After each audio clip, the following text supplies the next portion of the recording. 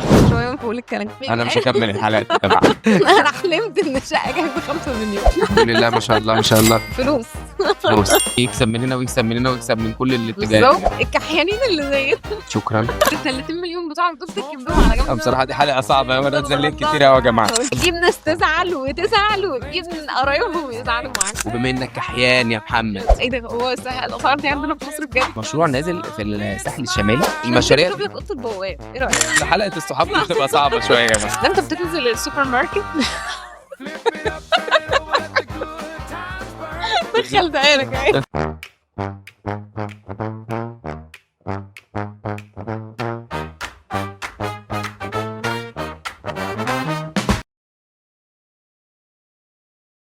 عايز تشتري عقار في مصر يبقى لازم تتفرج على الفيديو ده واستنى معانا لاخر الحلقه علشان في اسرار كتيره قوي الدكتوره هتقول لنا عليها. النهارده في بودكاست مع رفعت هنتكلم عن العقارات. معانا النهارده دكتوره منى الجيزي صاحبه شركه هاوس هاب للتسويق العقاري.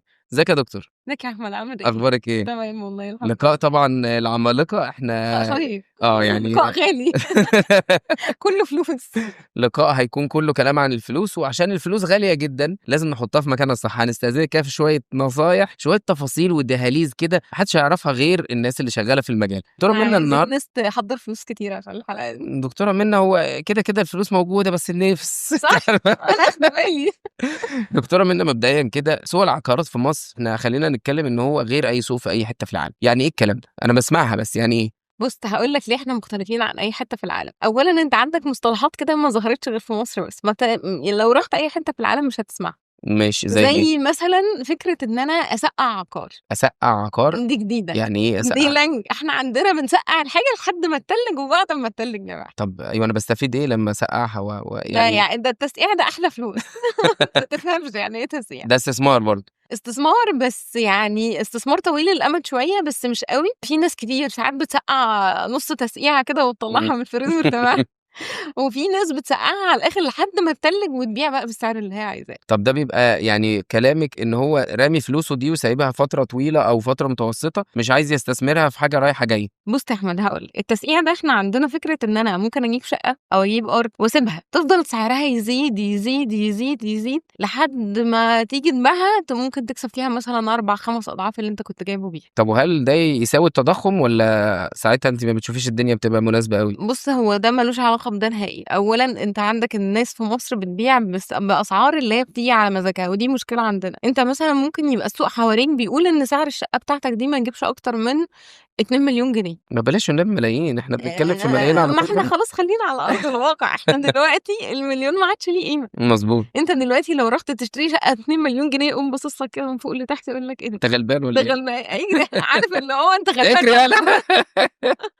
هو ده. تمام. انت دلوقتي ال 2 مليون بالنسبه لك انت حد فقير جاي تجيب شقه على قد. مثلا دلوقتي انت شقتك تساوي 2 مليون جنيه. وانا شاريها ب 2 مليون. إيه لا انت شاريها باقل من كده. تمام. انت شاريها مثلا شاريها ب 800,000 900,000. يا سلام حلو ده.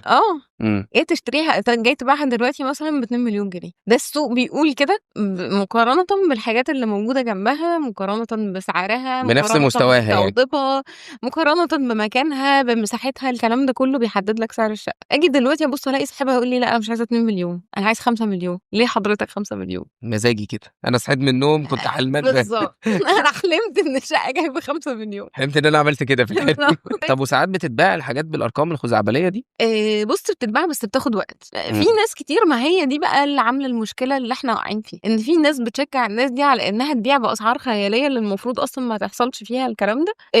يعني مثلا انا دلوقتي لو سبت لك الشقه بتاعتك تخبط دماغك في الحيطه ان هي مش هتجيب ال5 مليون دول، انت واحده واحده هتتنازل. هتضطر ان انت تقول لا انا مش جايبه الشقه بتاعتي طب انزلها ل3. مش انت بتشوف في الاعلان بيقول لك تم النزول لسرعه البيع؟ لا بيبقى لا سرعه ولا نيله. هو بيبقى عارف انه عبيط وبينصب على الناس فحب ان هو ينزلها شويه عشان ينزل لارض الواقع شويه، لان هو مش عارف يبيعها بالسعر اللي هو بيتكلم بيه بيحلم بيه. فيبدا يقول لك لا لسرعه البيع، لا لدواعي السفر. دواعي السفر ايه ده؟ انت قاعد في بيتك 200 سنه ولا هتسافر ولا انت ما بتروحش راس البر.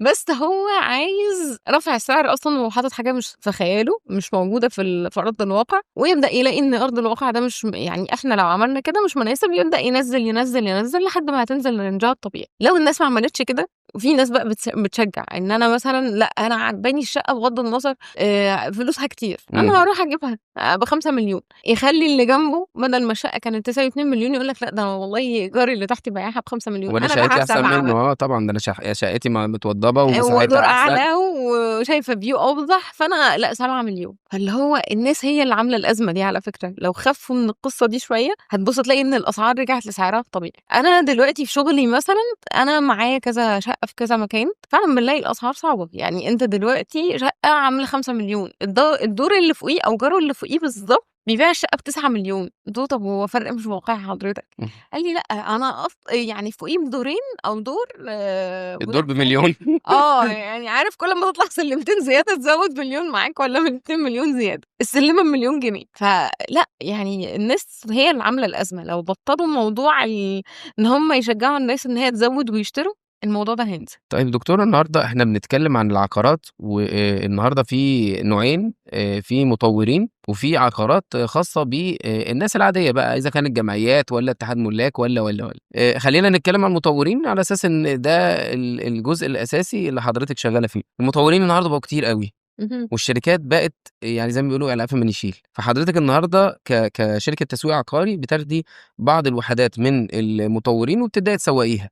شُفتِ مطورين كتير، احكي لي كده عن طرائف المطورين، يعني المطورين بيحلموا بإيه أو بيفكروا بإيه، بيعملوا إيه، بيمشّوا الدنيا إزاي؟ إيه اللي أنتِ بناءً عليه بتقبلي أو ترفضي إنِّك تسوقي عقارات في المكان ده؟ بُص، في مطوّر تحس برضه إن هو من النوع الحالم زي العميل اللي إحنا لسه كنا بنتكلم عليه تمام. كده، يقول لك لأ والله ده أنا تلاقي المكان أصلًا مش قد كده، يقول لك لا والله عندي سعر المتر مثلًا بكذا مليون جنيه. حضرتك أنت ده أنت حضرتك جنب مرمي في خرابة حتة حضرتك. يعني كذا مليون إيه، لأ يعني نصحصح شوية وأنت بتقول الكلام. لأ يقول لك لا والله أصل أنا لسه المباني عندي جديدة وأنا مكان location مميز، مكان location مميز إيه؟ حضرتك أنت شايف فين القرافة المميز؟ مميزة بالنسبة لك. ده إحنا منفيين location إيه وبتاع إيه، ده السور مكسّر عندك، يقول لك لا يا باشا أنا هاصلّحه location. إن شاء الله في يوم من أيوه الأيام هيحصل بالضبط، حاجات حلوة أنت تتخيلها بس قدّام. بس أنت لسه مش عارف. بالضبط. ده نوع من المطورين. ده نوع من المطوّرين، وده أنا شُفته على أرض الواقع. إحنا معانا دلوقتي مطوّرين كده، وده يعني كل اللي باعمله إن أنا باخلّيه كده على جنب. لو جالي عميل مثلًا جاي مش عارف الأسعار، حابب المكان، وده بيقع يعني لقطة، ما بيبقاش كتير لإن الناس دلوقتي عندها ثقافة إن أنا أسأل الأول قبل ما أروح وأشوف سعر المتر هنا وأشوف سعر المتر هنا. لأ الناس ما عادش يتضحك عليها أوي. الراجل ده يعني أنا قابلت المطوّرين دول، وده يعني كل اللي أنا باعمله إن أنا باجيبه على جنب كده واسيبه إيه، ما اشتغلش عليه أوي. الحاجات اللي أنا باشتغل عليها الحاجات البيّاعة، اللي هي فعلًا مثلًا تلاقي موضّب، سعر المتر حلو بالتوضيب، الlocation فعلًا بتاعه مميز، بتلاقي إن هو عنده features كتير أوي في المكان، عندك water features، عندك landscape capacity عالية مش في المكان. يعني مثلًا تروح ما تحسّش إن أنت قاعد في يعني مش حتّة مش زحمة. مش أوتوبيس، هو أنتم مزنوقين في بعض وبتاع. لأ، عندك مكان واسع تقدر تنزل تتمشى فيه، تسيب ولادك يلعبوا بأمان، في secure في المكان عادي. الحاجات دي كلّها بتخلّيني أختار الناس اللي أنا هاشتغل معاهم، وده أساس شغلنا. إن أنا مش أي حد يعرض عليَّ مشروع إن أنا أسوّقه وخلاص. لأ، أنا باختار الحاجات البيّاعة عشان ده طبعًا بيفرق في اسم الشركة بتاعتي جدًا. أنا دلوقتي لو شركة جيت بِعت لأحمد مثلًا شقة مكانها وِحِش وlocation وِحِش ومش متوضّبة ب20.000.000 جنيه، هييجي لي والّا هيروح لشركة تانية بتدّي له features أحلى، بتدّي له advantages أحلى، أنت آخد location أحلى، كل حاجة، والسعر ده أقل منه الربع، هتروح لمين؟ لأ، هاروح للشركة التانية لأ طبعًا. تيجي لي ده أنا هاموتك. هي الفكرة كلّها إن الراجل بيبقى بيفكّر في شوية حاجات تريّحه، ممكن يرتاح معاك حتى لو أغلى. بس مش أغلى أوي، مش اللي هو البعيد. الفرق ما يبقاش كبير. بالضبط. يعني نبقى واقعيين برضه، ماشي أوكي، أنا مثلًا ممكن أدّي لك شقة متشطّبة، أغلى شوية بس هتخلص من الheadache بتاع التشطيب. ممكن أدّي لك شقة تكون تسليمها قريب، فأنت هتشيل برضه من دماغك فكرة إن أنا هاقعد متشحطط مثلًا أو مش مستقر في مكان، لإن أنا عامل حسابي إن أنا هانقل في مكان وخلاص دفعت فلوسه، بس قدّامي 3، 4 سنين عقبال ما أستلم. لأ، أنا ممكن أسلّمك مثلًا خلال سنة، سنة ونُص، 6 شهور. الحاجات دي برضه بتبقى ليها تمنها. الناس بتروح لها ماشي، بس مش مبالغ في الموضوع. طب بمناسبة موضوع التسليم ده، خلّيني أسأل حضرتك على شوية حاجات كده. أنا لو رُحت لمطوّر فمعايا عقد النهارده، فالعقد ده أنا هاتفرّج عليه، هابُص على العقد وهاشوف إيه الحاجات اللي المفروض آخُد بالي منها، زي إيه بقى؟ يعني بُص، دلوقتي عندك العقد بتاعك، لازم أول حاجة تبُص عليها في العقد خالص المتر بتاعك، أنت سعر المتر اللي أنت هتاخده ده هيكمّل لغاية نهاية المدة بنفس السعر والّا في ناس بتحُط عليها فوايد؟ دي إمم. حاجات مهمة. يعني تاني هو ممكن حاجة يكون بنفس تفكير اللي بيسقّع على الأرض، هو بيبيع لي الأرض بالضبط، النهارده، بيحُط لي عليها التضخُّم بالفوايد أو الحاجات دي كلّها، بالضبط، عشان في الآخر يبقى آخد تَمَن الأرض منّي في وقت ما هاستلم مش دلوقتي. بالضبط. تمام. يعني دلوقتي أنت لو جاي تستثمر مش هينفع معاك سعر المتر اللي عليه فايدة، لإن أنت ساعتها مش هتعرف تستثمر كويس.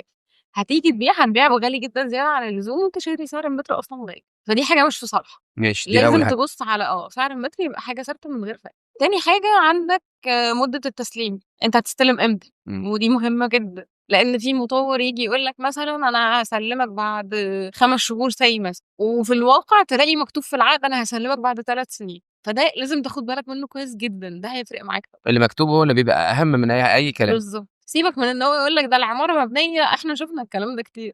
العمارة مبنية يا باشا و3 شهور وأسلّمك، 3 شهور دول قلبوا في 3 سنين، وفي ناس لغاية دلوقتي ما تفهمش المشروع نام على نَفْسه خالص ما مش باين. في حاجة تانية لازم تاخد بالك منها التشطيبات والمواصفات والكلام ده كُلّه. أنا دلوقتي باسلّمك شقة متوضّبة، لازم يكون مكتوب في العقد إن أنت بتستلمها متوضّبة وإن هي بصورة الشقة نَفْسها والlocation بتاعها فين والكلام ده يبقى كُلّه. الشكل بتاع ال3D Max مثلًا أو كده؟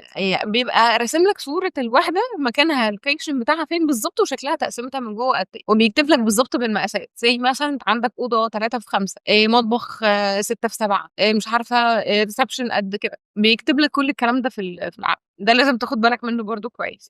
نسبة التحميل بتاعة الوحدة دي برضه حاجة مهمة لازم تاخد بالك يعني منها. إيه نسبة التحميل؟ يعني مثلًا أنا بابيع لك واحدة الصافي بتاعها 120 متر والcrash بتاعها 150 متر، ال30 الفرق دول هي دي نسبة التحميل، نسبة التهدير بتاعة المترات اللي المناور موجودة في الواحدة. والجناين والطرق بالضبط. والحاجات الجميلة اللي بيحطوها لنا. والبروز واللي مش عارفة والأسانسيرات والحاجات عندك بعد كده في حتّة تانية برضه لازم تاخد بالك منها مهمة جدًا، جدًا، جدًا، الشروط الجزائية اللي بتبقى مرتبطة بتأخير ميعاد التسليم. أنت عندك دلوقتي المطوّر قال لك هاسلّمك خلال 6 شهور، ما حصلش ده وهيسلّمك خلال سنة، أنت عندك في 6 شهور فرق أنت مضرور فيهم، افرض أنت مثلًا مأجّر والّا قاعد أنت مش عامل حسابك على الكلام ده.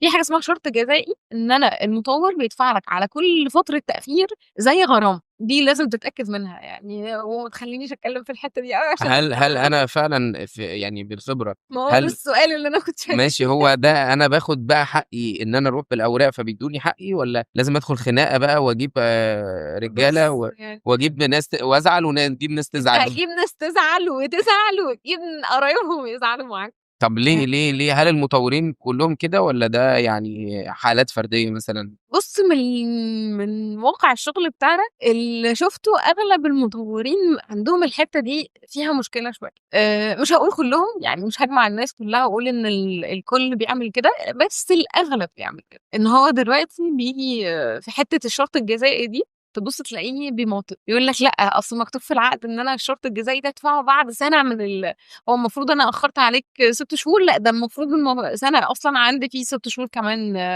مدة إضافية ممكن أقدر أتأخّر فيهم، إمم. عارف بيقعد يلعبك يمين وشمال يعني وبتاع. محتاج محامي يقرا العقد مش حد عادي. دي حاجة كويسة إن أنت تروح بالمحامي بتاعك عشان يبُص على العقد بتاع الشركة، ده ضروري برضه جدًا، لإن أنت كشخص عادي في حاجات نبذات كده أنت مش هتاخد بالك منها، المحامي هو اللي هيعرف الكلام ده، هو هيقول لك خلّي بالك من دي، خلّي بالك من دي، شوف دي، تسأل الشركة في الحتّة دي، وطبعًا الحاجات دي مهمة. طب أنا الطبيعي إن أنا بادخل على مواقع على النت لمّا باجي أشتري موبايل مثلًا، فيها مقارنات ما بين الموبايلات، أسعارها وإمكانياتها والحاجات دي. هل في ويب سايتس بتتكلم في القصص دي والّا لأ؟ طبعًا. إزاي بقى؟ عشان أنا عمري ما شُفتها قبل كده. بُص أنت عندك لأ، في ناس كتير أصلًا في ناس دلوقتي تدخل عليها يجيب لك مثلًا compound كذا وcompound كذا، وإيه الفرق بين ده وإيه الفرق بين ده، وإيه اللي يخلّيك ده طبعًا وده على فكرة ده بقى شغلنا، جزء من شغلنا، أحلى حاجة إن أنا شركة تسويق عقاري إن أنا مش مرتبطة بمشروع واحد، أنا دلوقتي ماسكة المشاريع say مثلًا إحنا شركة تسويق عقاري موجودة في بورسعيد، بس إحنا ماسكين مشاريع في القاهرة، ماسكين مشاريع في بورسعيد، ماسكين مشاريع في المنصورة، ماسكين مشاريع في راس البر، فأنا دلوقتي أقدر أقارن لك بين كلّهم، أنت مثلًا say أحمد جاي دلوقتي يقول لي أنا معايا ال2.000.000 الكحيانين دول شكرًا. وعايزِك تجيبي لي بيهم أحلى حاجة، طبعًا، أنا أحلى عايز فيلا، بالضبط.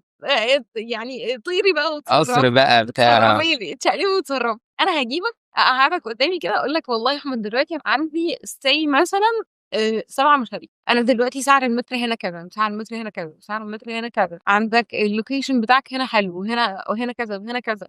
نظام السداد بتاعك ودي بالمناسبة برضه حاجة لازم تبقى شايفها برضه في العقد، نظام السداد، إن أنت مثلًا متّفق على المفروض مدة التقسيط 6 سنين، في شركات ساعات بتعمل بتبقى flexible شوية وتدّي العميل exception 6 سنين ونُص، 6 سنين وشوية، 7 سنين.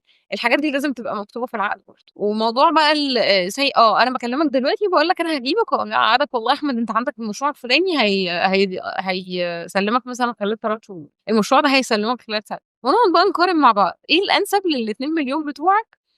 خلاص بقى أنت عرفت هُم إيه. هاجيب لك فين وبأحلى advantages ممكن تاخدها، وفي نفس الوقت الموضوع يبقى مريح بالنسبة لك، وأنت قدامك كل الvarieties اللي تقدر تختار منها. فدي أحلى حاجة في شركات التسويق العقاري، مقارنةً بقى إن أنا أنحاز لمشروع بعينه. ما أعرفش أنا شُفت ده، أنا كنت ماسكة يعني مدير كذا مكان في مشاريع بعينها، فكنت طبعًا متحيزة للشركة بتاعتي وللمكان اللي أنا شغالة فيه، فبس لمّا رُحت لفكرة إن أنا بقيت ماسكة الدنيا كلها، لأ ده بالنسبة لي كان أحسن وبالنسبة للعميل أحسن. أنا بالاقي عُملا كتير دلوقتي تيجي تقول لي: "لأ أنا ما رُحتش لشركة عرض، جيت أشوف معاكِ الدنيا عشان أنتِ اللي ماسكة الدنيا كلها وأقدر عن طريقِك أختار اللي أنا عايزه." طيب بما إن بنتكلم عن الأسعار والأرقام والملايين، وبما إنك كحيان يا محمد، بالضبط كده. أنا عايز أعرف كحيان يا أحمد. كحيان أوي. أنا عايز أعرف حاجة، يعني في النُص كده، أنا النهارده باسمع عن مشروع نازل في الساحل الشمالي، معلش خلّيني لأ ما بلاش فأنا باسمع إن بيوجعوا. الفيلا بتوصل ل120.000.000 150 ده مليون. حقيقي. فأنا النهارده عايز أعرف هل الكلام ده موجود بالفعل والّا أنا ال2.000.000 بتوعي يجيبوا حاجة هناك؟ لأ موجود، أنت ال2.000.000 بتوعك دول تركن بيهم على جنب أنا معايا خالص. 2.000.000 عايز أجيب بيهم أي ده حاجة. محيرينك الاتنين. لأ، هل فعلًا في إحنا ممكن المشاريع نشوف دي لك أوضة البواب، إيه رأيك؟ أوضة الباب هناك في آه. المهم إنها تاخد الليفينج بس أهم حاجة. هتاخد حتة ما هل تقلقش. فعلًا في ناس بتشتري بالكميات دي؟ يعني هل المشروع ممكن ينزل فعلًا في مصر مشروع ما مثلًا ب120 150.000.000 و200 والأرقام دي، في طبعًا. وفعلًا ألاقي ناس فعلًا بتشتري الحاجات دي وبتخلص حجز على طول؟ طبعًا، في حاجات أصلًا من غير ذكر أسماء، في مشروع نازل أصلًا كان عليه زحمة، وتروح تسمع السعر اللي هو إيه ده، هو الأسعار دي عندنا في مصر بجد؟ ولقينا في زحمة غريبة، اللي هو والله ولا واقف أنت بتبيع سمك، يعني إيه ده يا جماعة ده فيلا ب120.000.000 و150 إيه ده؟ لا طبعًا الأسعار دي موجودة وكل حاجة. بُص إحنا عندنا الشعب متقسّم طبقات، وكل طبقة ما تعرفش التانية خالص.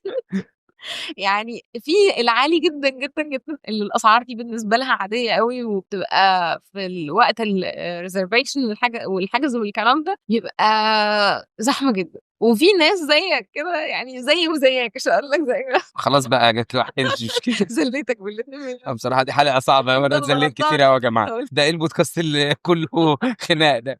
ماشي، اتفضلي يا فندم، اتفضلي. يعني في ناس طبعًا تانية بتبقى لأ، أنا عايز حاجة تبقى على قد إمكانياتي، بيفرق معاها مثلًا ال50.000 وال100.000 والكلام بالضبط. ده كله. أنت بتلاقيه فاصل معاك في 10.000 و5.000 ويقول لك لأ، ده أنا لسه مش عارفة هاجيب بيهم كرسي هنا ولسه مش عارفة أعمل بيهم إيه. لأ، إحنا عندنا فعلًا الناس متقسّمة طبقات بعيدة عن بعض خالص. نرجع بقى تاني للعقارات عادي جدًا، في جزئية مهمة جدًا، جدًا، جدًا، أنا نفسي باحس إن هي صعبة جدًا بالنسبة للناس، موضوع التشطيب. فكرة إنك تشتري وحدة متشطبة، ده بيبقى أفضل إذا كان وحدة من مطور عقاري أو برّه، والّا إن أنا أشطبها على مزاجي؟ هل الموضوع بتاع التشطيب ده بيبقى زي ما أنا شايفه مُهلِك؟ هل ده وجهة نظر صح والّا أنتِ شايفة الموضوع بيبقى عامل إزاي؟ بُص، أنا وأنت شايفينه في ناس تانية تقول لك لأ، أنا أوضّب شقتي على مزاجي، وتفضّل إن هي تستلم الشقة على المحارة، ويقول لك أنا ما ادفعش تكلفة رش وتكسير وأنا عايز أعملها بشكل تاني. يدخل مثلًا يقول لك إيه ده، إيه ده، لا، لا، لا، لأ، مش عاجبني الكلام ده كله، هاكسّر وهاعمل وهافتح. ففي ناس ما بتبقاش فكرة التشطيب بالنسبة لها فكرة مُريحة، وبيفضّل إن هو يستلمها زي ما قُلت لك على المحارة، وبدل ما يدفع تكلفة الرش والتكسير ويبدأ من الأول وجديد. فده option متاح موجود. وإحنا ساعات على فكرة في المشاريع، ساعات بيبقى في إن أنا أجيبك في المشروع وأقول لهم والله يا جماعه الراجل ده ما تشطبولوش شقته، بس ده اكسبشن نادرا قوي ما بيحصل. او ساعات اقول له مثلا بس دي في ايدينا ان احنا ساعات بنعملها، ان دلوقتي المشروع لسه بيتبني فهو عايز تقسيمه معينه، بتفق مع الشركه اللي بتبني المشروع، وبنتفق مع بناخد طبعا اكسبشن من الشركه، وبنتفق مع المهندس اللي شغال، بنقول له زي مثلا الوحده رقم كذا سيب له الاوض مفتوحه على بعض مثلا. ده ساعات بيحصل. احنا كشركه هاوس هاب مثلا متعاقدين مع شركه تشطيبات، شركه ديكورات. بيجي لي عميل مثلا يقول لي لا انا عايز الوحده بتاعتي استلمها على المفتاح، يا دوب بس كل اللي اعمله ان انا اديهم هنت انا عايز ايه، بتحدد لي بادجت معينه، الشركه اللي معانا شغاله بتسمع منك انت عايز ايه بالظبط وبتنفذ لك اللي انت عايزه. دي حاجه برضو كويسه وميزه عندنا احنا في الشركه، احنا كشركه هاوس هاب متميزين بيها. بسلمك الشقه على المفتاح. النهارده يا دكتوره في ناس كتير بتستخسر في شركه التسويق العقاري، في المحامي، في مهندس الديكور، ويبقى عايز يعمل كل ده مع نفسه. قولي لي ممكن ايه اللي يخسره لما يكون ناصح قوي بالشكل ده؟ لا، اول لما بيكون نصح البيع بتروح منه خالص ولا بياخد ده ولا ده ولا ده. بص احنا عندنا في عميل حب يستنصح مره، احنا كشركه تسويق عقاري كنا جايبين له شقه، العميل عمل ايه؟ راح لف من ورانا وراح لصاحب الشقه وقال له الشقه ومش عارفه ايه وبتاع. احنا قبل ما والراجل طبعا احنا مستنيين يرد علينا يقول لنا لا هو بيعمل محاولات من وراه. الراجل وهو لسه بيعمل محاولاته احنا كنا جبنا عميل تاني عن طريق الشركه، والشقه اتباعت والراجل ما يعرفش. جاي بيتكلم مع اصحابها بيقول له انا جاهز دلوقتي، قال له خلاص والله خدت الشقه متباعه. قال له مين اللي باعها لك؟ قال له شركه هاوس هاب. يعني فكرة إن التسويق العقاري في مصر خاصةً في بورسعيد، مش هاقول لك في مصر، في مصر الموضوع ده variety بالهبل، وشركات كتير جدًا ممكن تتعامل معاه. في بورسعيد بالذات فكرة التسويق العقاري لسه جديدة علينا شوية، لإن أنت عارف بقى فكرة السمسار السمسار طبعا ويقول لك الفكره صعبه مش جدا، عارفة إيه والحاجات ونصاب ومش عارف أيوه. ايه، ولازم يبقى عم يكسب من هنا ويكسب من هنا ويكسب من كل الاتجاهات بالضبط، يعني. وبعدين السمسار تحس إن هو يعني عارف ما بيديلكش المعلومة الصح، ييجي يقول لك تعالَ يا باشا ده أنا عندي شقة تبُص من الشارع من البلكونة تلاقي نفسك في البحر، تيجي تطلع الشقة تبُص كده من البلكونة فين يا عم البحر، تلاقيه مثلًا بعده ب10 شوارع أنت لامح منه خط كده. خط إيه نقطة نقطة شايف النقطة الزرقا اللي هناك دي هي دي البحر. ده لون البحر إن شاء الله، هي مش بحر بس ده لون البحر. هو ده البحر. ييجي يقول لك ده شقة على الشارع وتحفة ومش عارفة وإيه، تيجي تبُص على الشارع، فين يا عم الشارع؟ أنا مش شايفة أي شوارع في الموضوع، تلاقي حواليك مناور والدنيا مقفلة، تقول يعني ده النور مقفول ما نفتح النور ونشوف، تبُص تلاقي الحيطة التانية في وشك على طول، يعني ما فيش أي متنفس بينك وبين العمارة اللي جنبك. فالناس أخدت عن فكرة التسويق أو عن طريق السمسار دي حاجة يعني صعبة جدًا، الناس أصلًا بقت بتيجي لنا تقول لنا أنا مش عايزة أتعامل مع سمسار، يعني مع احترامي للناس كلها طبعًا في ناس مش كده، بس الفكرة نفسها في بورسعيد هي كانت منتشرة عن طريق ده. ففكرة التسويق العقاري في بورسعيد وشركات التسويق العقاري فكرة جديدة، أنا شايفة في ناس كتير أوي مرحبة بالموضوع، يعني إحنا الحمد لله في هاوس هاب عندنا عملا كتير وناس كتير واثقة في الموضوع إن أنا أعرف أجيب لهم حاجة كويسة، لإن الكلمة اللي بتخرج من عندنا هي دي اللي أنت بتروح تلاقيها. أقول لك مثلًا يا أحمد هتيجي تشوف البحر هتشوفه، مش هتشوف النقطة اللي هناك دي. هاجي أقول لك مثلًا يا أحمد أنت عندك الشقة 3 أوض مقفولين، مش هتيجي تلاقي مثلًا أوضة قد كده وجنبها أوضة لازقة فيها، لأ 3 أوض و3 أوض. الناس بدأت تفتّح دماغها دلوقتي في الموضوع ده، فبقى بالنسبة لهم شركات التسويق العقاري وسيلة سهلة إن أنا أجيب حاجة كويسة. طيب النهارده شركات التسويق العقاري أنا بدأت ألاحظ على إعلانات على الفيسبوك واليوتيوب والإنستجرام وحاجات زي كده، إن هم بيسوّقوا لمشاريع برّه في الإمارات، في عمان، في البحرين، في حاجات زي كده. إيه اللي خلّى الموضوع بشركات التسويق العقاري إنها توصل للاتجاهات دي، تخلّي المصريين يشتروا برّه؟ فلوس. فلوس. إيه اللي بيحصل في القصة دي؟ بُص، دلوقتي ما شاء الله يعني شركات التسويق العقاري مش بتكسب قليل، ما إمم. شاء الله علينا يعني. الحمد لله ما شاء الله، ما شاء الله. بُص، هي فعلًا الفلوس بتاعتها كويسة مش وحشة، ده أنت لو حد شغال بضمير وحد فعلًا شركة ليها اسمها، بتبقى حاجة كويسة.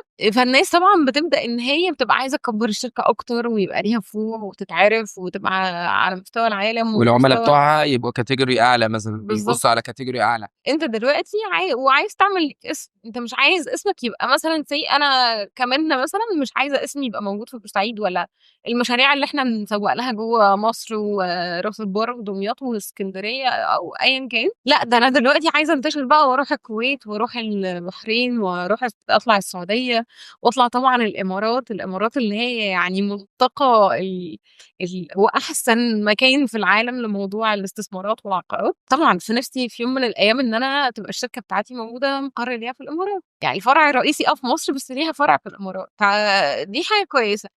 تاني حاجة زي ما أنت قُلت كده، أنا دلوقتي عايزة أعرف category الناس اللي بتيجي علشان تشتري، أتعرّف على ناس مختلفة، category مختلف من الناس، أبدأ إن أنا لأ، الدنيا تكبر معايا.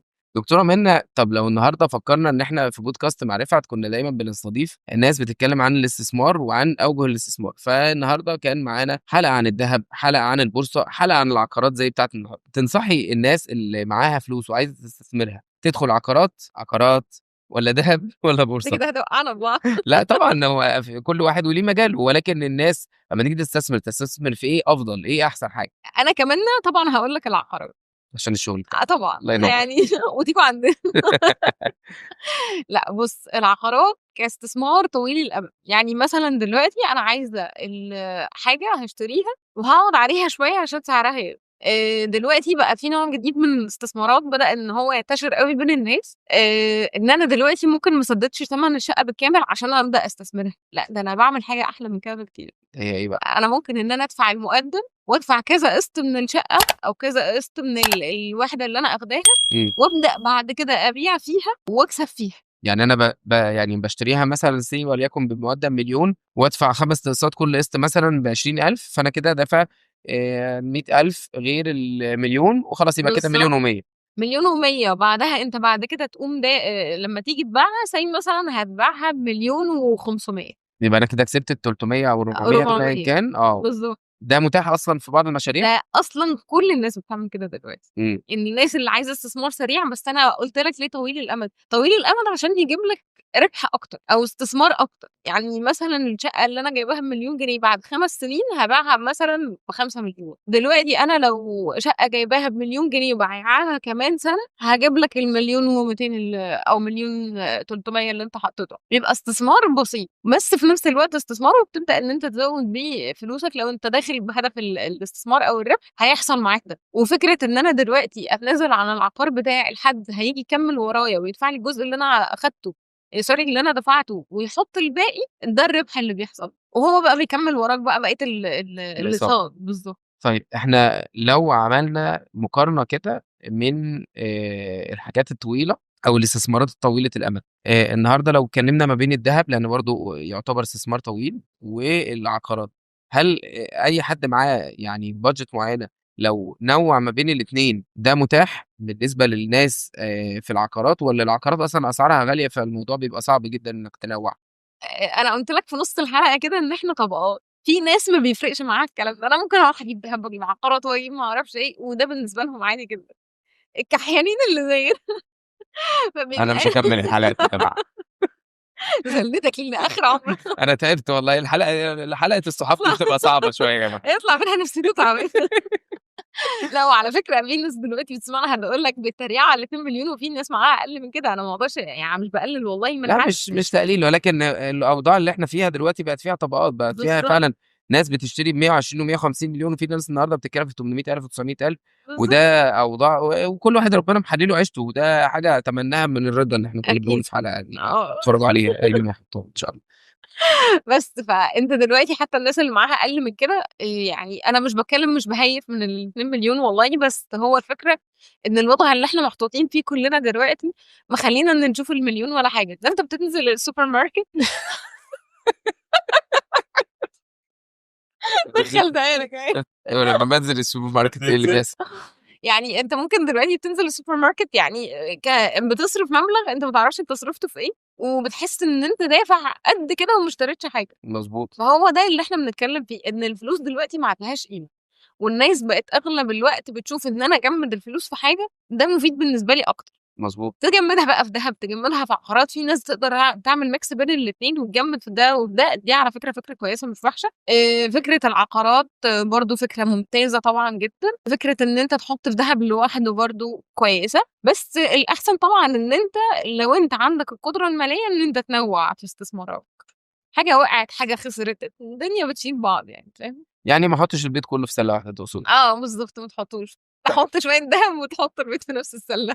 طيب النهارده إحنا اتكلمنا في حاجات كتير خاصة بالعقارات وبعض المشاريع، والنهارده نصيحة بقى من House Hub لأي حد حابب إن هو يروح لمطوّر لقى نفسه في مشكلة، حَب إن هو النهارده ييجي لحضراتكم، إيه الطرق اللي ممكن يوصل لكم عن طريقها؟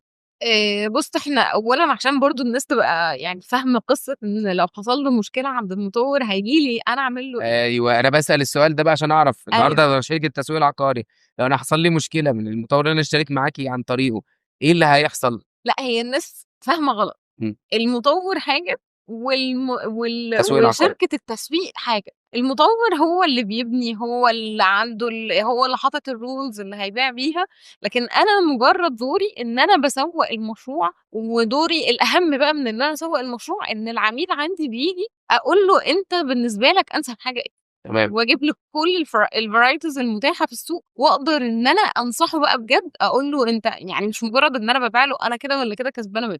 أكيد، اشترى في المشروع ده، اشترى في المشروع ده، اشترى في المشروع ده، أنا كسبانة. بس أنا مختلفة عن المشروع نفسه أو المطوّر، وفي إيه، إن أنا بانصحه النصيحة اللي هتفيده. أنا هانصحك النصيحة الصح، مش هاحاول على قدر الإمكان إن أنا أقلل نسبة الخطأ. طب بعد بقى ما يحصل إن أنا اشتريت وخلّصنا وبتاع، أنتم دوركم خلص، بالضبط. أنا النهارده حبيت إن أنا حصل عندي مشكلة هارجع لكم والّا لازم أروح بقى أتخانق مع المطوّر على طول؟ أنت قُلتها أهو، إحنا في الحتّة دي دورنا خلص. أنت بقى تلِم اللمة بتاعتك وتجيب الناس اللي بتزعل دي وتروحوا هناك. ساعتها أنت هتحل مشكلتك مع المطوّر مش مع شركة التسويق. بس أنا زي ما قُلت لك كده دوري إن أنا ما أوقّعكش في الغلط، بحيث إن أنا أقلل لك نسبة الخطأ اللي ممكن عن طريقها إن أنت شركة المطوّر نفسها هتقعد تزُقّك على المشروع بتاع المطوّر، تزُقّك بغض النظر عن إيه اللي متاح تاني، لإن هو كسبان إن هو يشاريك عنده. أكيد، لكن أنا مش كسبانة إن أنا أشاريك في مكان معيّن، أنا كسبانة إن أنا أولًا هاوجّهك صح، تاني حاجة إن أنا هاكسب ثقتك، إمم، تالت حاجة الناس اللي بقى اللي ما تعرفوش إن إحنا في شركة House Hub إحنا دايمًا بنقول للعميل المميزات والعيوب بتاعة كل مكان. يعني بنذكر العيوب قبل المميزات، بالضبط. أنا كمنّة حتى لمّا باقعد مع عميل باقول له خلّي بالك من الpoint دي، خلّي بالك من الpoint دي، أنت عندك دي مميزات كويسة ممكن تاخدها، خلّي بالك ده عيب ونحط تحت عيب دي كذا خط، باقعد أعمل له highlights على العيوب، بحيث إن هو ما يرجعش يقول لي طب أنتِ لبّستيني في الحيطة. إمم، لأ، فكرة أنا لبّستك في الحيطة دي مش مش واردة أصلًا إنها تحصل إن شاء الله. خالص، دي مش في الrules بتاعة الشركة بتاعتنا أبدًا. بالعكس أنا بابني أصلًا سمعة الشركة على مصداقيتي مع العميل. إن يبقى في referral من عميل لعميل لعميل، هو ده اللي بيخلّي الشركة تشتغل أكتر يعني. بالضبط. أنا عايزة أقول لك إن إحنا دلوقتي أصلًا ناس كتير جدًا، يعني مثلًا يبقى شاري في حتّة تانية وييجي يقول لي: "طب أنا أعمل إيه؟ أنا وقعت في مشكلة مع المطوّر قولي لي أعمل إيه؟" ساعتها بقى أنا ممكن أتدخّل له إن أنا أعمل له إيه، إن أنا مثلًا أقول له: "طب ممكن أبيعها لك، ممكن أجيب لك فيها مكسب في الجزء ده، طب بيع في الوقت الفلاني هيبقى مكسبك أعلى مثلًا في الseason أعلى من الشتا." اللي هو الseason ده اللي هو season الصيف في أوقات معيّنة أنا عندي بقى دراية يعني بالتوقيتات اللي بالضبط. بيتباع فيها ويشتري فيها. بخبرتي في الشغل والمجال بتاعنا، أنا بقيت عارفة إمتى أبيع لك وإمتى أشتري لك. في ناس عندنا ممسكانا accounts كاملة، أنا بابيع له واشتري له في أوقات معيّنة وبيعمل عن طريقي أرباح كويسة جدًا. أنا هاحل لك مشكلتك إزاي، إن أنا هاجي دلوقتي أقول لك مثلًا أنت خسران في الوحدة دي، لأ استنى الوقت ده وبيعها بكذا، واعمل كذا واتصرّف كذا، وأنا هاعوّض لك خسارتك في إن أنا أشتري لك في مشروع تاني كسبان.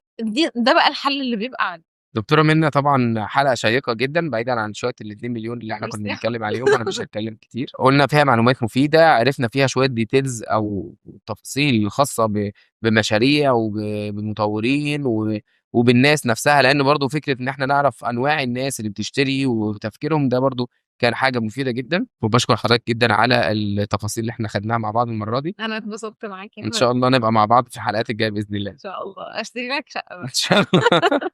طبعًا إحنا يعني بنحب نشكر الدكتورة منى على المعلومات دي، إن شاء الله الأيام الجاية بإذن الله هيكون في معلومات كتير اقتصادية نقدر نتكلم فيها عن استثماراتنا، وعن إزاي نحافظ على فلوسنا، وإزاي إن إحنا ننوّع المحفظة بتاعتنا ما بين دهب أو استثمارات عقارية أو بورصة أو شهادات بنوك، كل ده متاح إن شاء الله خلال البرنامج بتاعنا في بودكاست مع رفعت، وإن شاء الله الأيام الجاية استنونا، سلام.